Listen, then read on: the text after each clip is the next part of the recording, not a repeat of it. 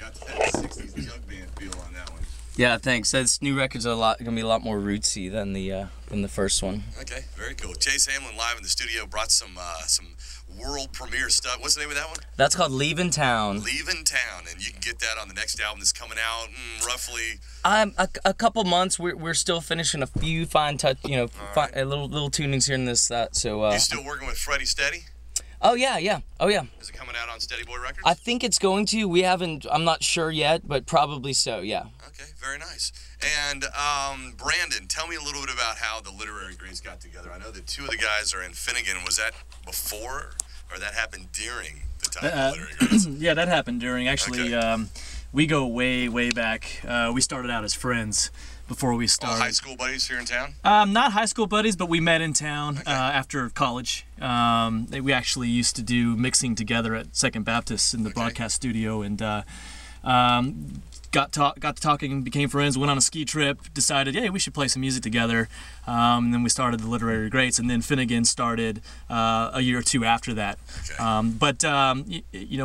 With musicians in Houston, there are so many musicians that are playing in other bands and other projects. It's like a big family. Sure. And I've lived in Austin some, and it's like that there too. But I feel like the Houston musician community is a lot smaller, and more like a small town where everybody knows each other, and it's there's not as much competition either, right? Well, I think a lot of people in Houston, as far as me not being a musician, but from what it seems sitting in this chair, it seems like everybody really comes together to help each other out. Whereas Austin, it's a big competition. Right. Is that about right? Yeah, I think exactly. that's right. Yeah. And I was happy to get back to Houston for that reason. I mean, in Austin, you try to play somewhere, and you've got to pay your dues. And start on a Tuesday night. Here, most of the venues around here will give you a shot Fridays and Saturdays, right? Cool. That's very true. Cool.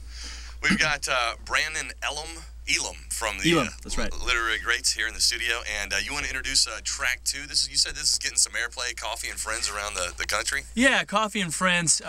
We actually charted on the CMJ, that's the college radio charts, for about 9 weeks with that one, and something that most folks may not know about the band. We're do-it-yourself type people. So we engineered, produced, recorded, did everything on that record ourselves, and even distributed it out and got it out to radio. So that's what takes a lot of time, but but it's a lot of fun to do, and that's sort of our MO. All right. So yeah. All right, here it is. Coffee and Friends for the Literary Greats right here at KPFT. You can catch both these guys tomorrow night with the Sideshow Tramps over at Fitzgerald's. And so you guys got your own distribution.